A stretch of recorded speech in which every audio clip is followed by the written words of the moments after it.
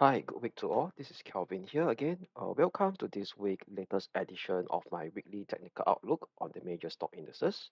So before we cover the latest key levels to watch on the SPX 500, the Nasdaq 100, the Hong Kong 50, the Japan 225, as well as the German 30 index for the week of 14th of June to 18th of June 2021, let's take a look at the disclaimer slides first.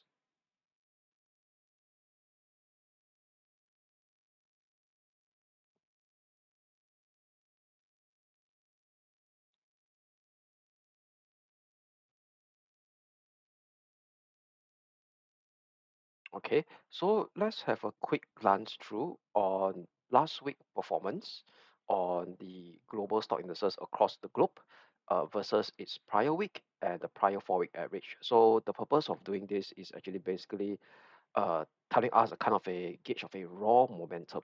Okay, so as you could see, the US major stock indices, all of them are in positive territory last week, with the exception of the Dow Jones Industrial Average, where its major components are in skewed towards the cyclical.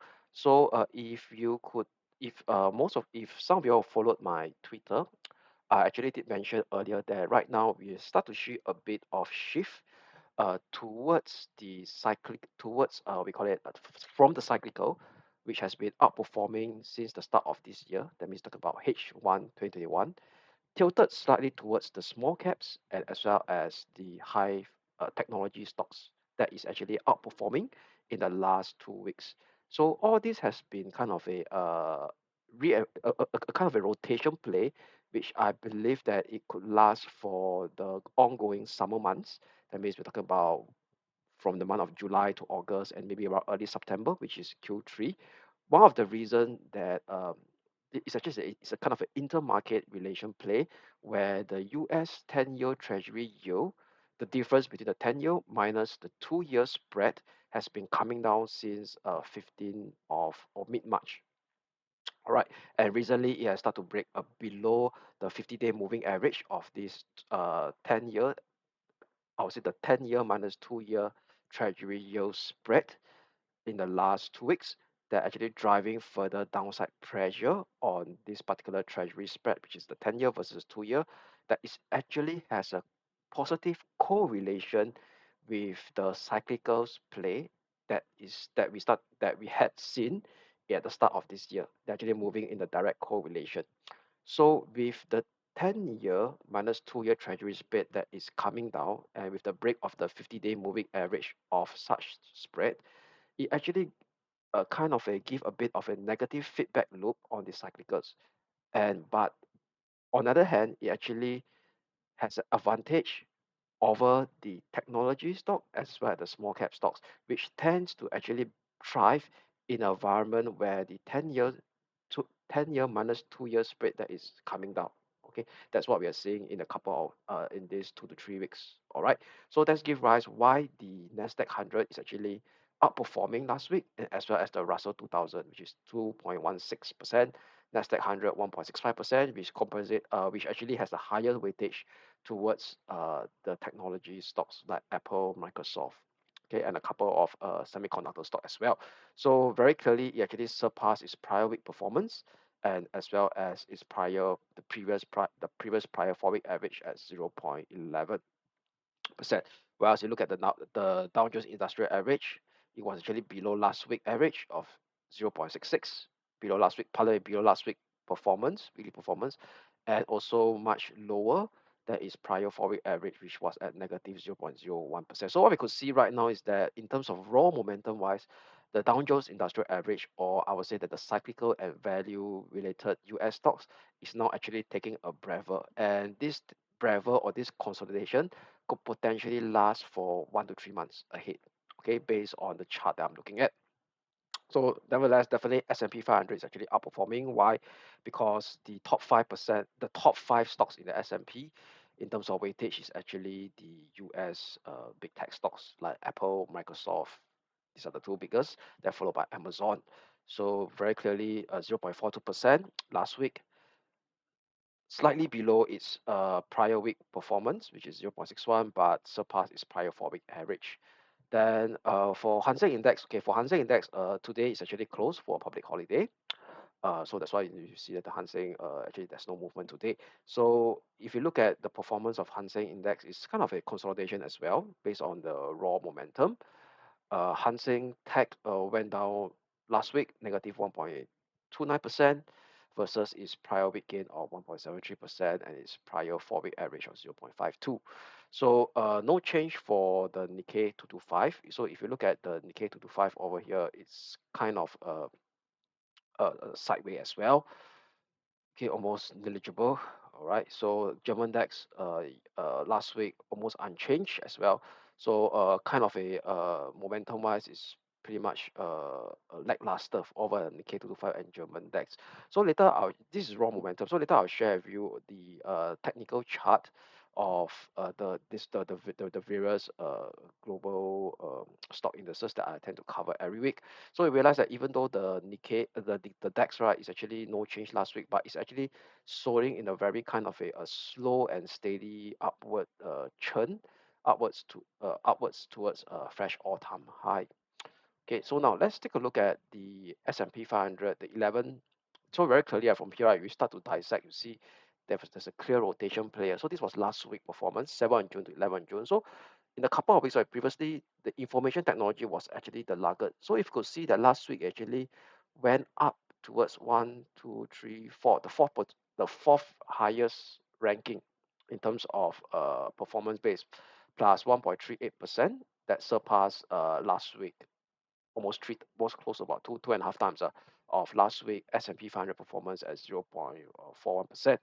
Right, then we start to see over here is that yeah, consumer discretion is up 1.62%. The highest is real estate, followed by healthcare. So what's interesting over here is that if we look at the cyclical sectors, which is the energy, the industrials, the materials, and financials, all of them has started to drop to the bottom of the table. So this is what I mean that over here is that right now we start to see a clear rotation of, we call it sectors that are tend to be growth driven, which is technology, tends to actually benefit from this downside pressure on the US Treasury 10-year minus 2-year yield curve spread. Okay, that's the intermarket relation that I am seeing, and it could potentially be causing this this rotation play that is taking shape right now. It may last for around 1 to 3 months. Okay, now if I were to stretch it further for 1 month, that means it's a rolling 1 month till 11 of June till last Friday. So we start to see that the okay, energy is still strong, plus 4.92%. This is actually helped by the so-called the very strong performance of the WTI crude oil prices, which has been going up since last 2 or 3 weeks after the break of the this 66.60 level. Okay, so but the rest of the cyclical has started to drop to the bottom of the table, like industrials negative 6.1%, materials negative 2.13%, and financials just about 1% only. So previously it was actually at the top of the table. So with the rolling 1 month performance, right, we could see that information technology has starts to play a catch up. Okay, which is the technology and growth related stocks, all right, at plus 4.92%. Then now, next over here is that before I touch on the key trend buyers and the key levels to watch on the various stock indices that I share with you all, these are a couple of key data releases and notable company earnings for this week. So I want to highlight for this week is actually central bank week, as well as some inflation data that we may want to take note of. Will be UK inflation data will be out on Wednesday. Then prior to that, definitely you have US retail sales and PPI data. Okay, which is what the producer price index, which is also indication of inflation, but from a company cost perspective, 8:30 p.m. Tuesday tomorrow. So all these are Singapore time, all right. Then thereafter, the most important will be definitely the Fed FOMC meeting, together with economic projection. So this time we call it the dot plot. They will release the latest dot plot at 2 a.m. together with the FOMC, the decision whether to actually change the Fed fund rate, which is at 0%. Okay, so market expectation is a no change, but do keep a close eyes on the economic projection, where there are actually some estimate or some consensus that's saying that the earliest Fed fund hike will actually be bring forward to 1 year, which is at 2023. Okay, 2 a.m. on Thursday, and also definitely Fed Chair Powell press conference, where I believe that most of the journalists will start to press him on the current state of the inflationary environment, both in US and globally, and to look out for signs that whether do he still believe that inflation is still transitory or temporary. All right, so that will be at 2:30 a.m. Thursday. Then over at closer to home, Singapore with balance of trade for the month of May at 8:30 a.m. on Thursday. Then to round this thing up will be on Friday, Japan inflation 7:30 a.m. and followed by Bank of Japan interest rate decision at 11 a.m. on Friday. Then three kind of a notable earnings. I would say that is pretty major because more or less we almost come to the tail end of the U.S. Q1 quarterly earnings announcement. So we are left only a couple of key stocks to watch. Oracle, one of the major US software developing and as well as cloud server company, reporting is this is more like a Q4 fiscal year. On Thursday, this is their own financial year. On Tuesday, after the market close, then you have Lerna, which is one of the in fact, the top three US home construction company. Do keep a close eyes, watch on this earnings number, which actually could represent the state of the US housing market, which is due on Wednesday after the market close. Then lastly, followed by Adobe on Thursday after the market close. All right, great. So now let's jump into our technical chart that I'd like to share with you all. All right. So let's start off with the S&P 500 first. Okay. So as you could see, the S&P 500, right, last Friday and Thursday, it's going to actually inch higher. So the previous high was actually on 10th of May, which is at 4244, based on CMC platform over here. So we could see on Thursday price is at 4249. The high closed at 4240. Then on Friday, 4249 close at 4246. So it start to actually inch up higher and higher and continue to make a fresh all-time high in terms of the intraday and as well as from the closing basis, yeah, from the closing price basis as well. So what we could see over here is at the moment, based on the 1 month plus of price action, all right, there is no signs of toppish or medium-term toppish formation as the price action going to churn upwards in this major ascending channel that is in place since 23rd of March 2020. So this is actually our ongoing major uptrend. All right, and the medium-term uptrend is being dissected with the low of 30th of October. Notice that there's actually a break from here, a sideways movement. That after this sideways movement from 30th of October, then it start to go higher again. So this is what I call the start. This is the medium-term uptrend. So at the moment, right, the medium-term uptrend as well as the major uptrend, there's no signs of toppish configuration. So that means, i.e., we're talking about the bullish impulsive structure potentially remains intact, supported by the daily RSI, which is a measurement of medium-term momentum. If you look at the daily RSI, ever since it starts to stage a rebound from the corresponding support at the 50% level and the 37% level, it's going to shape a series of higher high and higher low. And it hasn't yet to reach its extreme overbought level or even the overbought zone.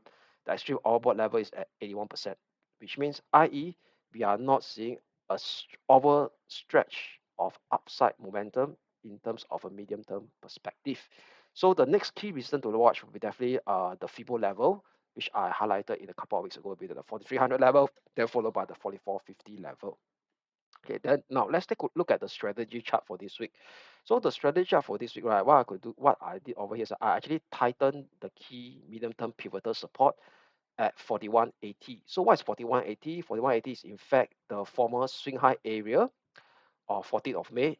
You realize that after why this swing high is important because of the inverted V shape. That after the V shape is stage a breakout, go sideways and inch much higher.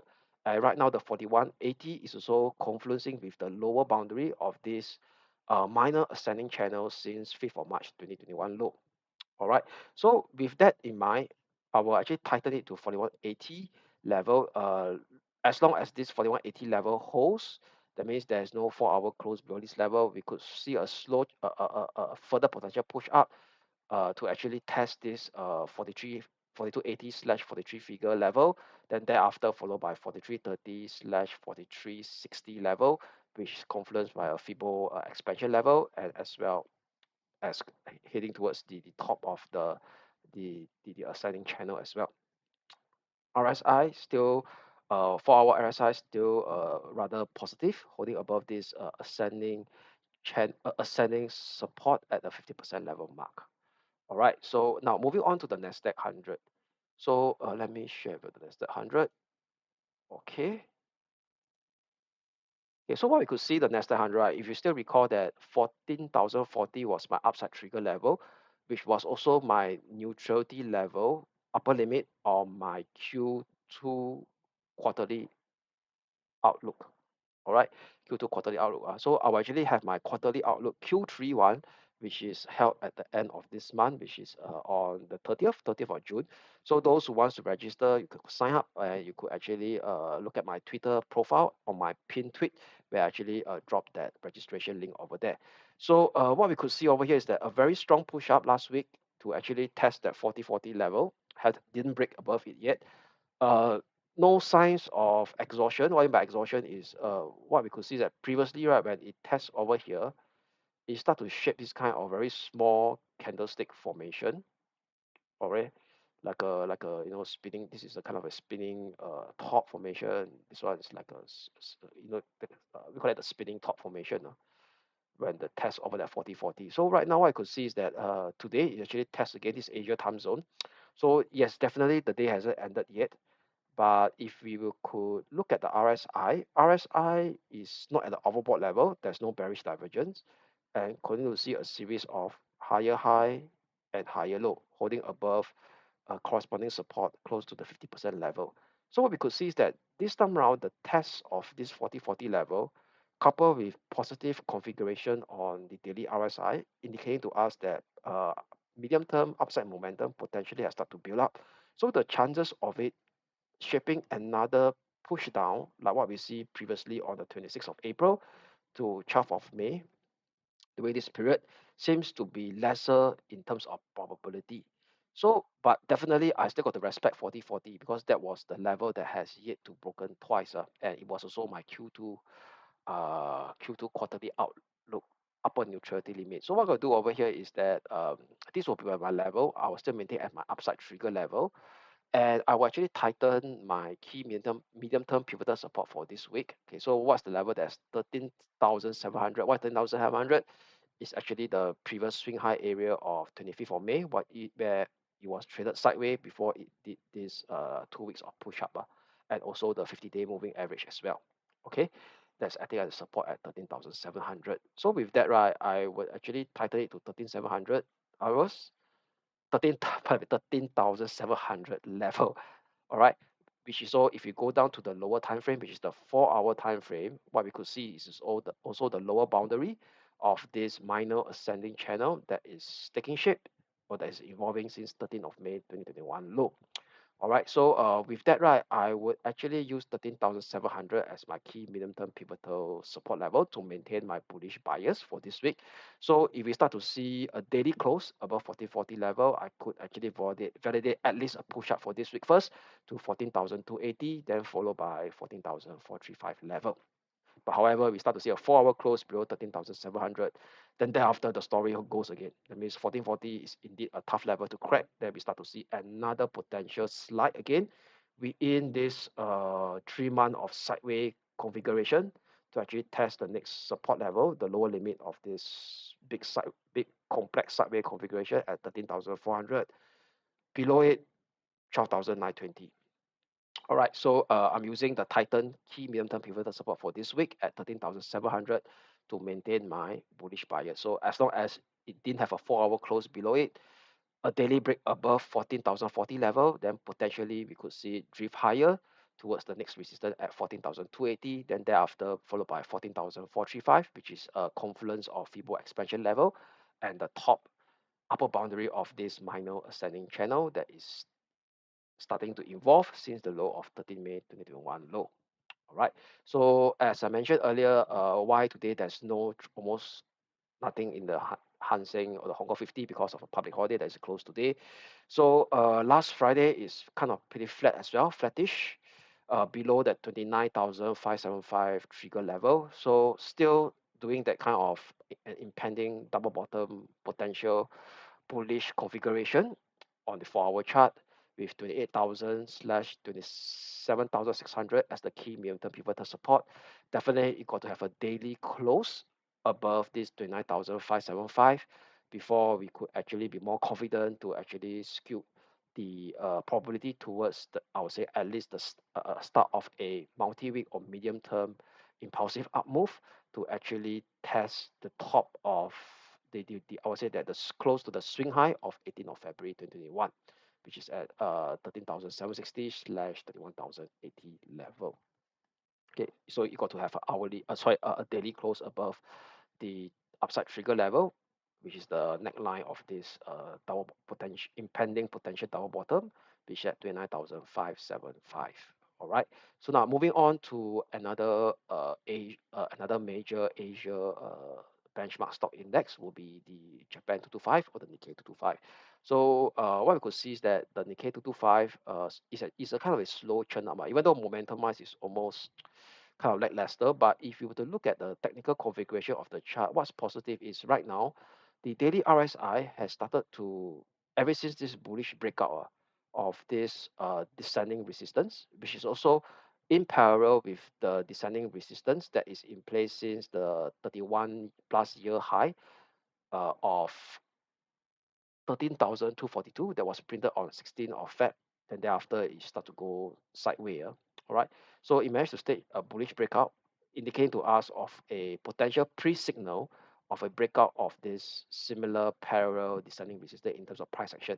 So why do I say it's a kind of a pre-bullish signal? Because the daily RSI is actually a momentum indicator, which is measured rate of change. So a rate of change is a derivative of price action, daily price action, depending on what's the formula of the RSI. So I'll not go detail the formula of the RSI. So just telling us rate of change, which is speed of price. So if a speed of price that is increasing slowly is telling us that momentum is building up on the upside potentially. Yeah. If you look at last week, it managed to hold above the 50% level as well.